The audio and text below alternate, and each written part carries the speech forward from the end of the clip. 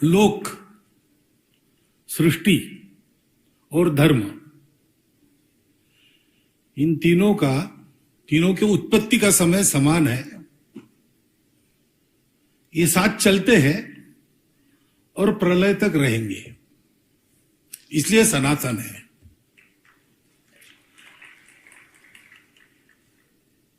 क्योंकि ये तीनों साथ है तो अस्तित्व चलता है। एको हम बहुश्याम ऐसी इच्छा करके जो उत्पन्न हुआ है, जो अभी स्थित है और कभी आगे जाके लय भी जिसका होने वाला है, वो इन तीनों के सहारे चलता है। अब ये बात जब हम कहते हैं, ऐसी बातें अगर हम कहते हैं, तो अपरिचित व्यक्ति की पूछेगा कि आप भारत से आए हो क्या? क्योंकि ये बात हमारे पूर्वजों ने पहचानी है। बात तो सबकी है, ये कोई बपौती हमारी नहीं है, ये एक सत्य है। लेकिन इस सत्य को हमारे पूर्वजों ने पाया क्योंकि उन्होंने खोजा, बाकी दुनिया ने खोजा नहीं, उन्होंने खोजना बंद कर दिया। अभी इतना सारा मंथन अपना हुआ, ये इसके पहले भी ऐसे विचार हुए होंगे, तो सब में एक बात तो ये क्यों होता है? आनंद के लिए होता है, सुख के लिए होता है, संतोष के लिए होता है। उसकी राह में जड़ चेतन चराचर सृष्टि भटकती है। तो उस सुख को पाने के लिए सब लोग जाते हैं। अब कुछ पाना है, खोजना है, तो साधन तो अपने प्रकृति ने जो दिए हैं हमको, वो सब बाहर देखने वाले हैं। तो पहले तो बाहर ही खोजा जाता है। लेकिन बाहर खोजते हैं तो एक बात पता चलती है कि बाहर खोजने से मिलता नहीं, कभी लगता है मिला, लेकिन वो फीका पड़ जाता है। शाश्वत सुख नहीं मिलता, वो बाहर नहीं है। लेकिन सब कुछ बाहर का, बाहर देखने का दिया है, बाहर का खाने का दिया है, बाहर ही करने का दिया है, इसलिए उसमें रहना पड़ता है। तो रहते हैं, ऊब भी जाते हैं, उससे मुक्ति भी चाहते हैं। इस अवस्था में फिर रुक जाते हैं कि बस हो गया, यही है। मनुष्य जन्म लेगा, उसको कामनाएं वासनाएं दी है, उसको पूरा करने के लिए दौड़ता रहेगा। कभी ऊब कर बैठ जाएगा, विरक्त हो जाएगा, कुढ़ेगा मन में, आनंद संतोष तो मिलेगा नहीं, एक दिन मर जाएगा। ऐसा मानकर रुक जाते हैं। हमारे पूर्वज रुके नहीं, उन्होंने जो बाहर नहीं मिला तो अंदर खोजा, और फिर उनको ये बात मिली। अस्तित्व की एकता का सत्य उनको प्राप्त हुआ, और उनको ध्यान में आया कि जो कुछ है वो वही है, दूसरा कुछ नहीं है। उसको है इच्छा कि अलग अलग रूप में आविष्कार हो, इसलिए विविधता है। वो कुछ देर तक चलती है, उसके बाद एकता ही एकता है। इसलिए वो मिथ्या है। मिथ्या यानी झूठ नहीं, गलत नहीं। एक स्तर तक वो चलती है, उसके बाद नहीं चलती है। उसके बाद तो एकता ही एकता है। एकता शाश्वत है, पहले भी है, अभी भी है, बाद में भी रहेगी। विविधता में भी एकता है, खोजो तुम, क्योंकि एकता ही से ही सारा हुआ है। ये दृष्टि हमारे पूर्वजों को मिली, और उससे ये भी पता चला कि एकता ही है तो सब अपना ही है। और ये भी पता चला कि सब सुखी होंगे तो ही हम सुखी होंगे। Maximum good of the maximum people, ऐसा होने के बाद भी जो मिनिमल बचेगा वो बाकी लोगों का जीना हराम करेगा, अगर अभाव में है तो वास्तव में सुख संतोष पाना है तो सर्वे भी सुखिनः सन्तु की सिवाय इलाज नहीं। अब ये उनको बोध हुआ, और इसको व्यवहार में लाने के लिए जो उपकरण चाहिए वो बहुत बड़ा उपकरण चाहिए, और उन्होंने उसके लिए भारत की निर्मित की। भारत बना कैसे? हमारा ये जीवन सनातन है,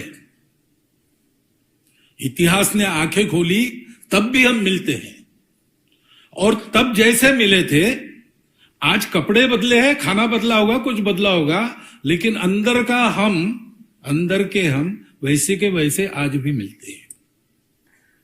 दूसरे कहीं नहीं मिलते, यहां मिलते हैं।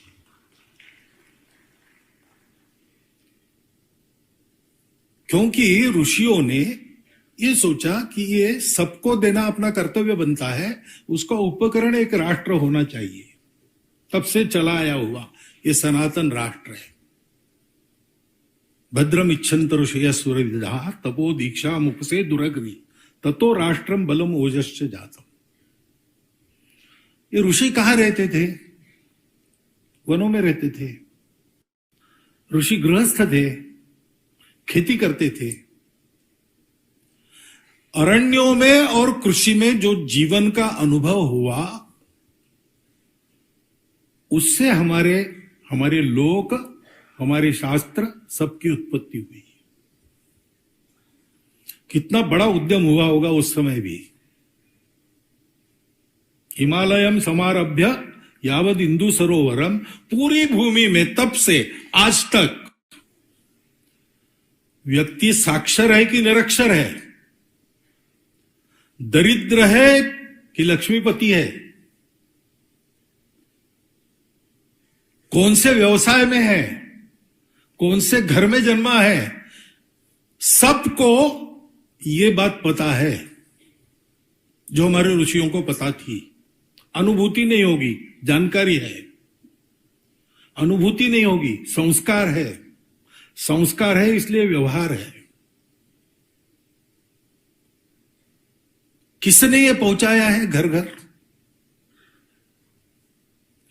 लोग अपने घर बार सहित गांव छोड़कर बाहर निकले।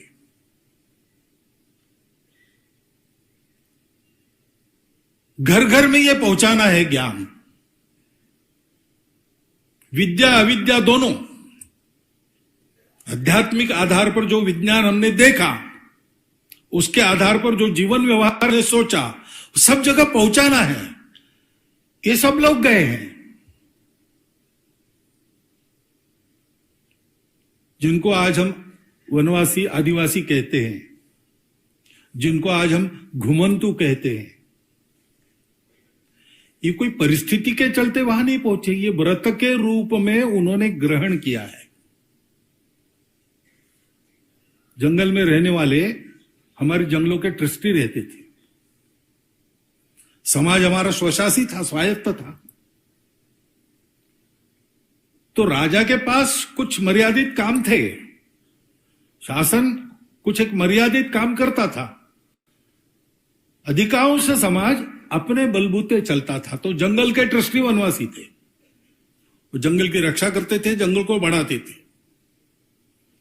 समाज को जब जितना चाहिए उतना योग्यता की मर्यादा में करने देते थे, बाकी नहीं करने देते थे। धर्म से चलता था।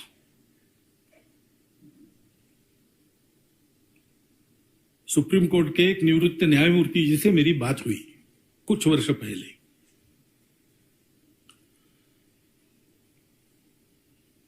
और अपने पूर्व राष्ट्रपति प्रणव दा से भी मेरी बात हुई इस विषय को लेकर। मैंने उनको पूछा कि जूरिस्प्रूडेंस ये अपना है क्या? दोनों का उत्तर था अपना नहीं है। मैंने पूछा अंतर क्या है? तो बोले ये रूल ऑफ लॉ है। ये रूल ऑफ लॉ कहां से आया? फ्रांस के विलियम दी कॉन्करर ने इंग्लैंड पर आक्रमण किया।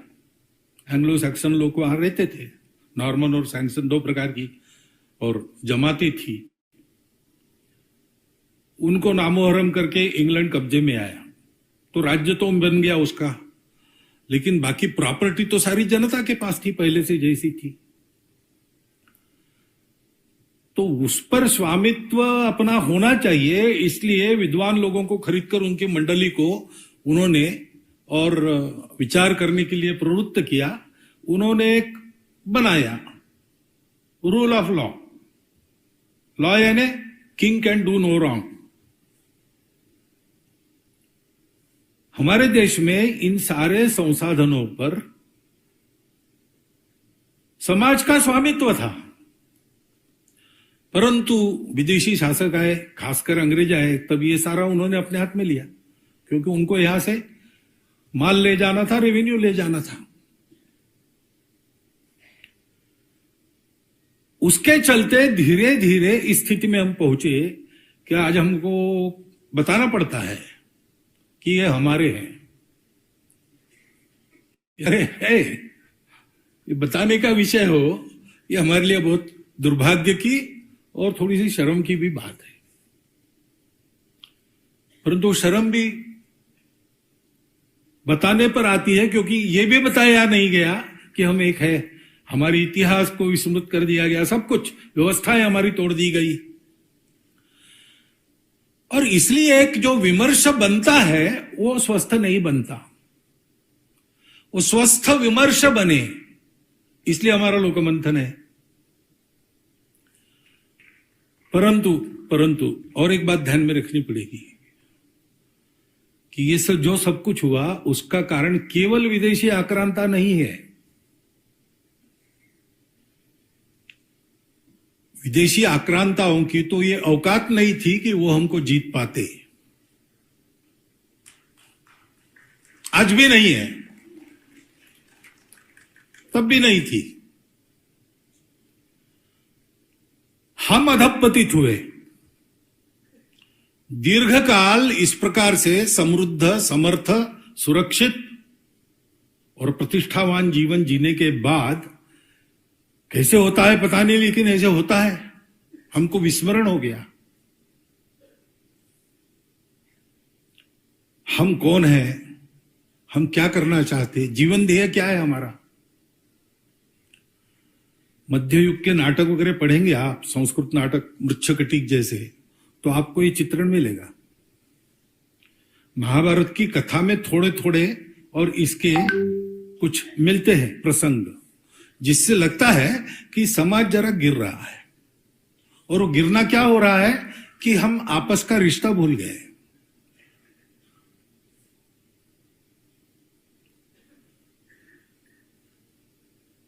क्यों भूले? क्योंकि जीवन ध्येय भूले। ये जीवन ध्येय दिया था हमारे पूर्वजों ने कि हमारे राष्ट्र का निर्माण किस लिए है। ये तो देश प्रसूत से सकाशादग्र जन्मनाथ स्वम स्वम चरित्रम शिक्षेरन पृथ्व्याम सर्वमानवा। ये सब साथ कैसे चलाना, भौतिक जीवन आध्यात्मिक आधार पर, अर्थ काम ठीक चले, मोक्ष भी मिले, इसलिए धर्म का अनुशासन तो है। धर्म क्या है? इतनी सारी विविधता है, लेकिन इसके एकता को मन में रखकर कैसे व्यवहार करना, ताकि सब अपने अपनी विविधता को सुरक्षित प्रतिष्ठित रखकर साथ मिलकर चले।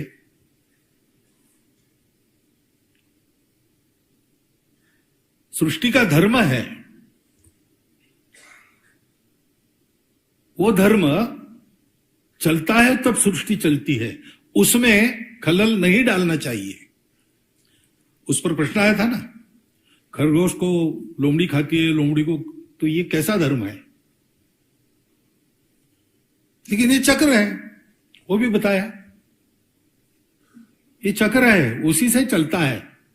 शिबिराणा की कथा में, और शिबिराजा के दरबार में वो कबूतर आता है, शिबिराजा उसको छुपा के रखता है, उसके पीछे बाज आता है और पूछता है वो कबूतर कहाँ है, खाना है। तो शिबिराजा कहता है नहीं, वो मेरी प्रजा है, मेरा आश्रय लिया है उसने, मैं नहीं खाने दूंगा, उसको बचाना मेरा धर्म है। तो वो बाज कहता है कि राजा तुम धर्म की बातें कर रहे हो, लेकिन प्रकृति ने मुझे धर्म दिया है, मैं उसको खाऊंगा। मेरा धर्म समाप्त करके तुम अपना धर्म रखना चाहते हो, यह धर्म नहीं है, यह धर्म है। और शिबिराणा कहता है कि तुम्हारी बात ठीक है, तुम्हारा वो धर्म है, मेरा ये धर्म है, तो रास्ता ऐसा है कि तुमको कबूतर ही खाना चाहिए, ऐसा नहीं मांस खाना है, तो वजन के बराबर मांस मेरे बाह का ले लो।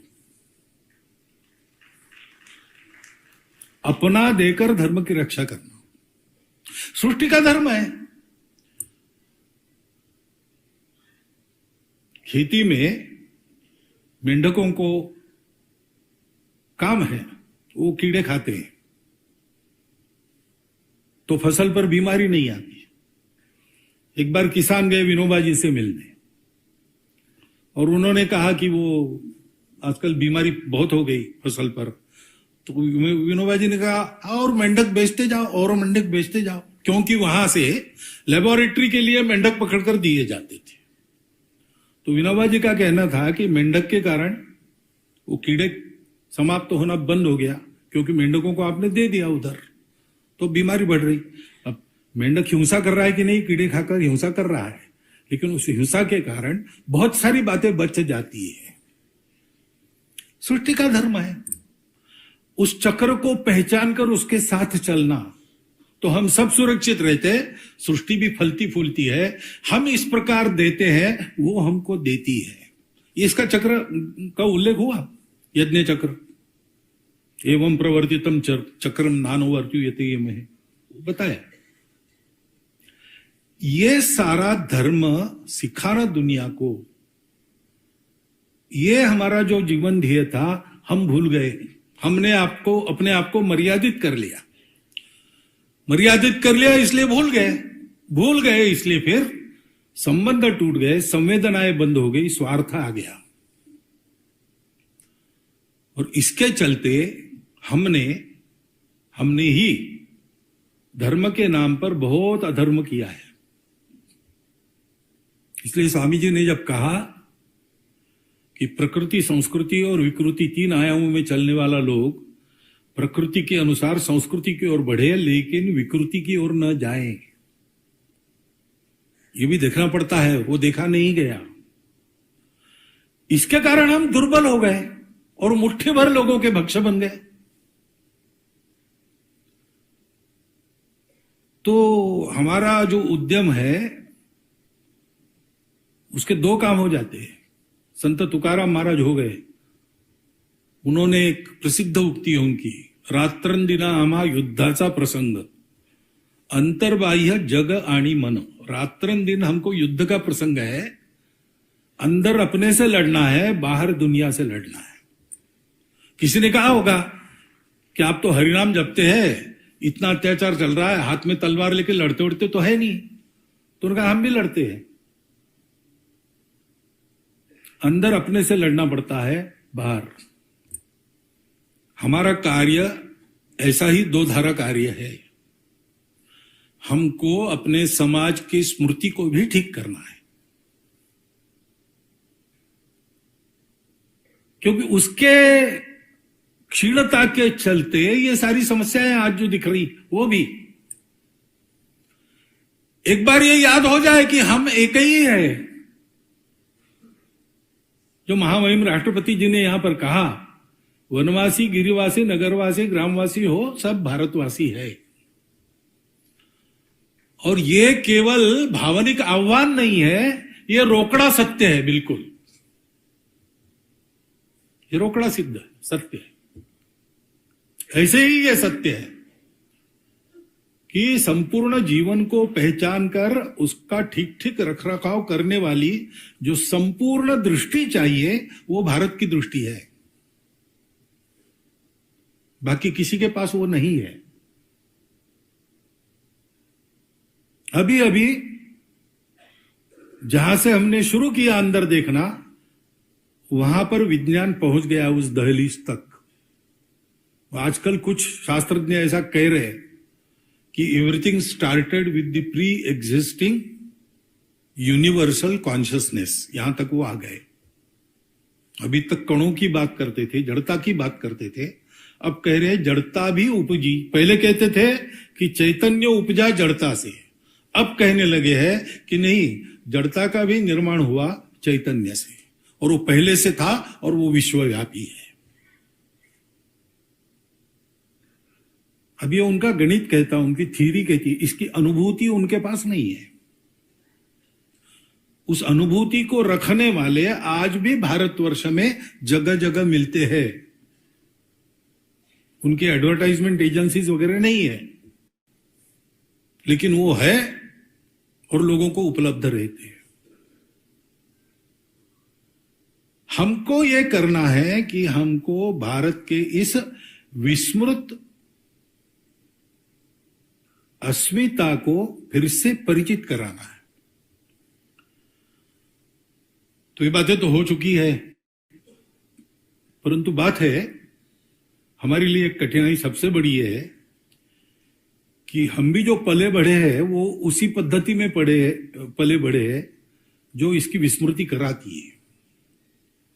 इसलिए कभी भी हम भी कहते कि भारत का तत्वज्ञान विज्ञान सम्मत है। हमको विचार उल्टा करना चाहिए, विज्ञान भारत के तत्व से सम्मति पाकर रहे कि नहीं। वो दिन आने वाले हैं। धर्म अपना विज्ञान सम्मत है क्या? मैं कहता हूं कि विज्ञान धर्म सम्मत है कि नहीं।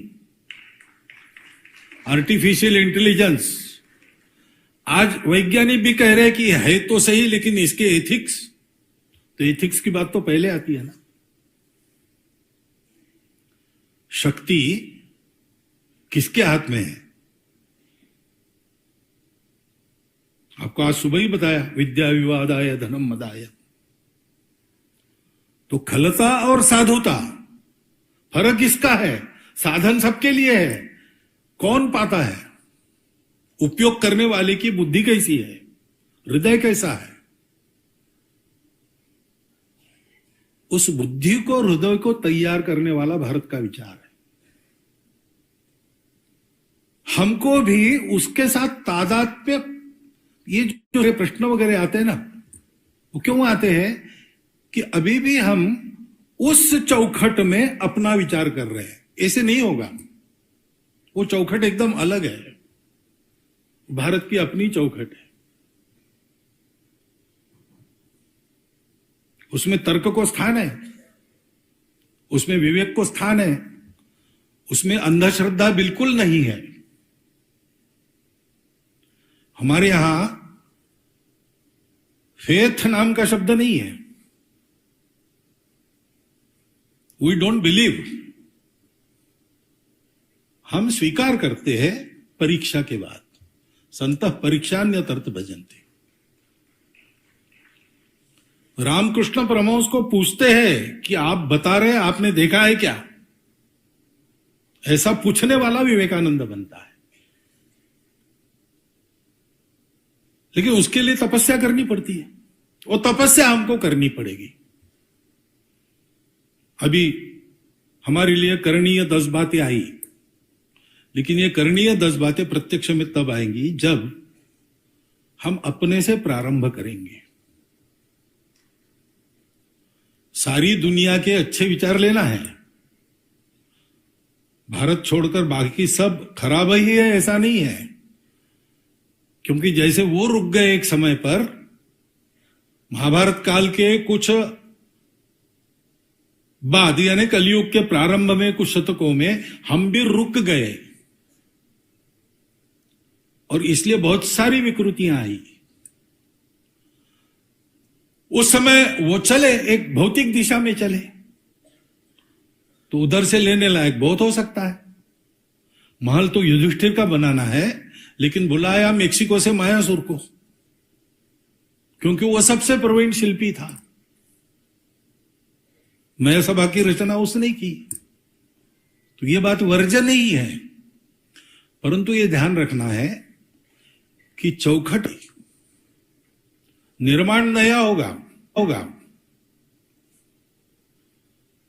कपड़े नए होंगे, रूप नया होगा, परंतु आत्मा वही होगी, तत्व वही होगा, काम वही करेगा। और इसलिए हमको एक युगानुकूल रूप हमारे इस शाश्वत धर्म का, संस्कृति का देने के लिए चिंतन करना पड़ेगा। उसके लिए हम सबको पहले मूल से अध्ययन करके अपने विचारों को उस चौखट में बिठाना। हम में कुछ लोग ऐसे हैं ही, विशेषकर नई पीढ़ी को सोचना पड़ेगा। उधर से प्रश्न आएंगे, बाहर से, उसके उत्तर हम देते बैठेंगे। ये खेल हमको नहीं खेलना है, क्योंकि व्यावहारिक धरातल पर और तात्विक धरातल पर हम जीत गए हैं, जीत गए हैं। आने के बाद भी हार दिखानी नहीं है, इसलिए गाली देना बहुत होता है। ऐसा कुछ हो रहा है। अभी कुछ चुनाव हो गए ना कल परसों में, अब देख लीजिए, ये वहां चलता है। लेकिन हम जीत गए भाई।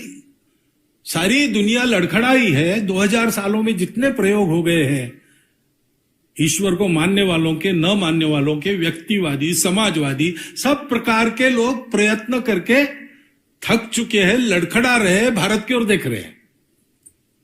हमको क्यों उन प्रश्नों के जवाब देने हैं? उनके ग्राउंड में जाकर थोड़ी कबड्डी खेलनी है उनके नियमों से। हमको अपने ग्राउंड में दुनिया को लाना है।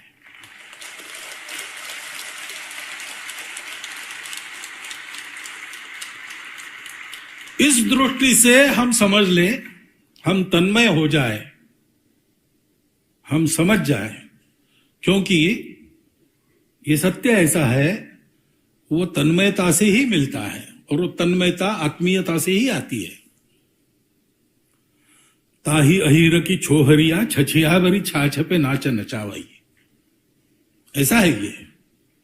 शेष महेश गुणेश दिनेश सुरेशु जाओ निरंतर ध्यावई, जाहि अनादि अनंत अखंड अछेद अभेद सुवेद बतावई, नारद से शुक्र व्यास रटे पछी हारी थके पुनि पार न पावई, ताही अहीर की छोहरिया छछिया भरी छाछ पे नाच नचावई।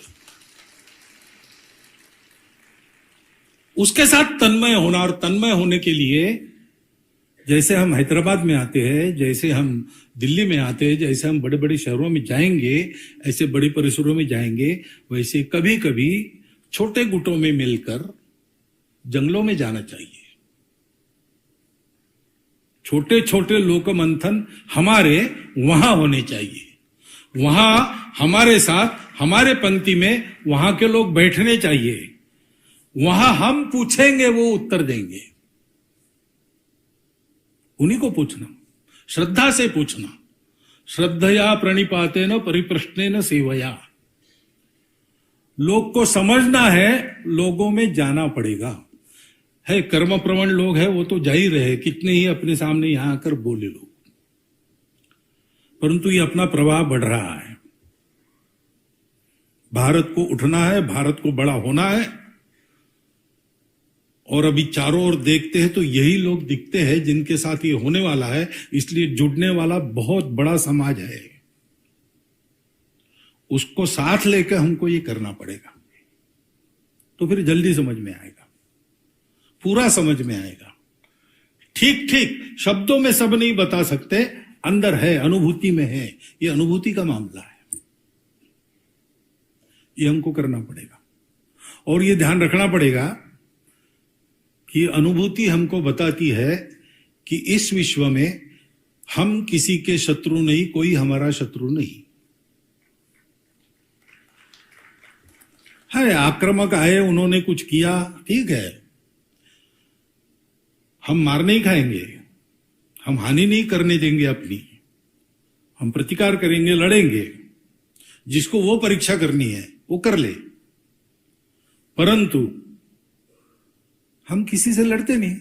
उदयनंद नाम का राजपुत्र, उसकी कहानी है केरल में। पिताजी ने भेजा उसको, जाओ भाई सीख के आओ, तुमको प्रजा की रक्षा करनी है बाद में। तो आचार्य परशुराम जी की शस्त्र विद्या, अस्त्र विद्या सिखाने वाले 21 आचार्यों का गुरुकुल था।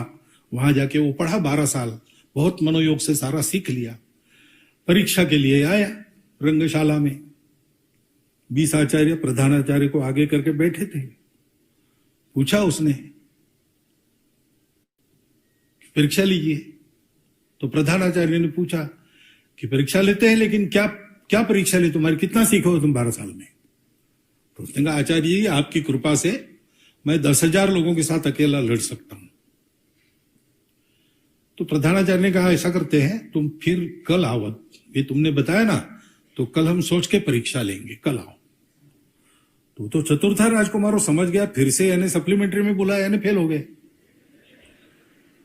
तो सोचा उसने रात भर मेरी क्या गलती हो गई। फिर दूसरे दिन जाके कहा कि हाँ आओ, कल जरा मैं ज्यादा ही बड़बड़ा गया, 10,000 लोगों से लड़ना नहीं पड़ता, क्योंकि 10,000 लोग मार नहीं सकते, घेर कर भी मारेंगे आपस में ही टकरा जाएंगे, 10,000 कहां मार सकते एक आदमी को। वो अंदर के घेरे में जितने खड़े हो सकते हैं उतने ही मार सकते हैं, और वो 27 होते हैं। तो उसने कहा, आचार्य 27 लोगों से मैं लड़ सकता हूं। तो आचार्य ने कहा, बहुत आनंद की बात है, तुमको सोचने की दिशा मिल गई, तुम सोचो और फिर कल आओ। फिर दूसरे दिन सोच के गया तो बताया, कल भी जरा ज्यादा ही बोला मैं, ऐसा है कि 27 भी है तो भी एक समय तो एक से ही लड़ना पड़ता है ना। एक का मार रोकना, दूसरे को धौस बताना, तीसरे के पीटते हुए चौथे के बगल में से घेरे के बाहर निकलना, और एक बार बाहर निकले कि घेरा नहीं पड़ने देना, सामने हमेशा एक को ही रखना। तो मैं एक से बहुत अच्छा लड़ सकता हूं।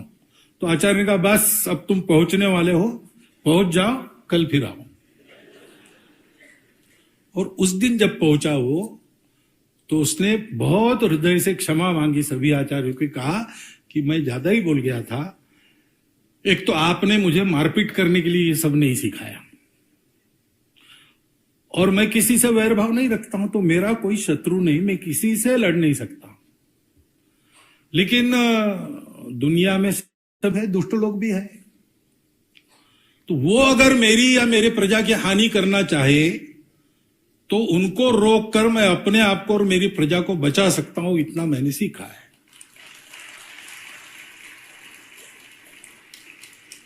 हमको अपने विमर्श को गढ़ने में सकारात्मकता ही बरतनी चाहिए, क्योंकि हरी हुई दुनिया के प्रश्नों के क्या उत्तर देने हैं, उनके आक्षेपों को क्या गिनना है।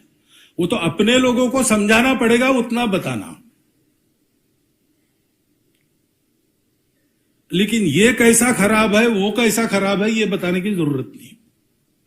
दो ही जगह बताना पड़ता है, किसी ने किसी के मन में कुछ भर दिया है, उसको निकालने के लिए बताना पड़ता है, और किसी बात के कारण हानि हो रही, वो बात लोग छोड़ दे इसलिए कुछ बताना पड़ता है। ये दो प्रसंग छोड़कर बाकी जगह हमको गलती किसकी क्या है ये बताने की जरूरत नहीं, सही क्या है ये बताना है। ऐसा विमर्श हमको गढ़ना पड़ेगा, क्योंकि आज सारे विश्व को प्रतीक्षा है, और विश्व के जो नेतृत्व करने वाले लोग हैं उनको कितनी है क्या, उनको भी है, लेकिन उनके फिर वेस्टेड इंटरेस्ट वगैरह सारी बातें रहती है। लेकिन समाजों में जाते हैं तो वहां उत्सुकता है, ये अनुभव आता है। लोग आते हैं मिलने के लिए, लोग पूछते हैं, देखकर अभिभूत होकर जाते हैं, उनको ये उत्सुकता है, उनको भारत से रास्ता चाहिए, भारत को अपना रास्ता पूरा पता हो जाए ठीक ठीक, इसके लिए हमको काम करना है। उसके लिए ठीक से विमर्श बने, इसलिए मंथन होना है। क्योंकि जैसा मैंने कहा, महाराज जी ने कभी कहा कि दही जैसा जम गया है, कठोर हुआ है। कुछ लोग हैं वो कहते हैं भंडा फोड़ दो, दही को फेंक दो।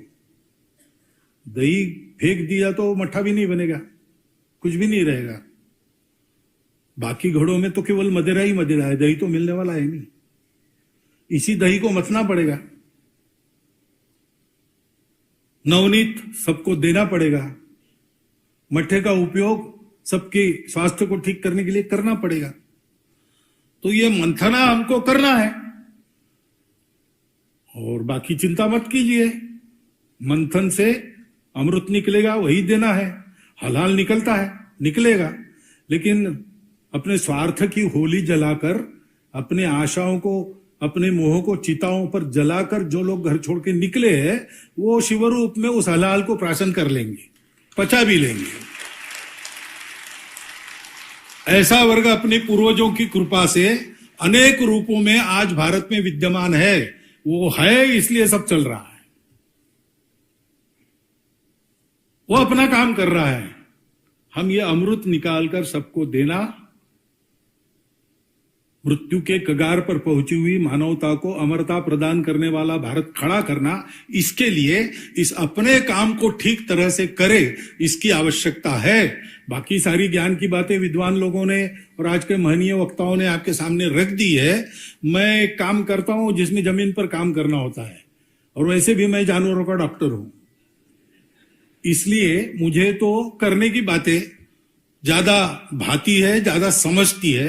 तो मेरी बुद्धि से करने के लिए कुछ बातें मेरे मन में आई, वो मैंने आपके सामने रख दी है। इसका आप ठीक से उपयोग करेंगे अगर योग गल गए तो, ऐसी आशा और विश्वास के साथ आपको धन्यवाद देता हुआ, क्योंकि इन 4 दिनों में मेरी भी बहुत ज्ञान वृद्धि हुई है, उसके लिए कृतज्ञता भी व्यक्त करता हूं, आपका धन्यवाद करता हूं और मेरे 4 शब्द समाप्त करता हूं।